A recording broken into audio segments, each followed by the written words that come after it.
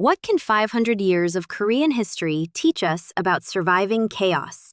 During King Seongjong's reign, officials responded to signs of drought by recommending that seeds and emergency foods, including acorns, roots, and seaweed, be secured before famine fully developed. Once a crisis is underway, supplies and choices disappear quickly. During King Sejong's reign, officials calculated how much rice, beans, and salt would be needed and transported grain from other regions. Officials also worried about preserving seed grain for the following year. Survival means protecting both today's meals and tomorrow's recovery. During another famine, officials discussed organizing every 5 households into a support unit. Each household's population and food supply would be assessed, so assistance could be coordinated. In turbulent times, trustworthy people can be as valuable as money. Neighbors can share information, transportation, tools, shelter, and assistance. During the Japanese invasions of Korea, officials repeatedly proposed using mountain fortresses to protect civilians. One record recommended storing food inside a fortress and leading the people there for safety. The modern lesson is simple. Decide in advance where you will go, how you will travel, and what conditions would cause you to leave. An 1837 petition described communities devastated by repeated famine and disease.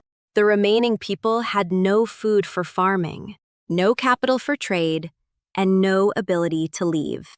One of the most dangerous situations is wanting to leave, but no longer having the money, health, transportation, or resources to do so. Later Joseon records describe families collapsing under the burden of the grain loan system, which is similar to credit debt system. Poor households failed first, followed by the middle class, and eventually even wealthier families. Debt that appears manageable during stable times can become a restraint when income falls or prices rise. When regular crops failed, officials encouraged people to grow buckwheat, radishes, and alternative famine foods. Today, the same principle applies to income, skills, food, transportation, and communication. A backup may not solve every problem, but it can prevent one failure from destroying every option. The central government sometimes learned about local suffering only after officials personally visited devastated communities.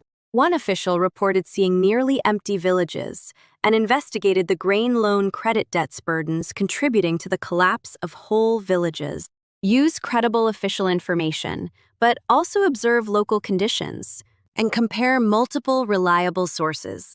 After the Japanese invasions, Cheoksong Mountain Fortress stored important historical records and grain for future emergencies.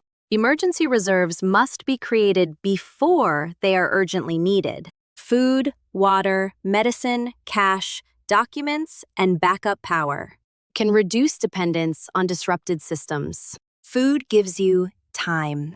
Trusted people give you support. Information helps you decide. Mobility helps you avoid danger. This is not a direct quotation from the history. It is a modern interpretation of patterns found throughout the historical records. Prepare early. Protect essential resources. Reduce unnecessary debt. Build trusted relationships. Verify information. Plan where to go. Maintain the ability to move. Avoid relying entirely on one system.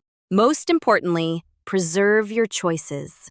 The history repeatedly show that survival depended less on individual heroism than on preparation, food, community, reliable information, safe shelter, and timely movement. History cannot predict the next crisis, but it can show us what people repeatedly needed when ordinary life stopped being ordinary.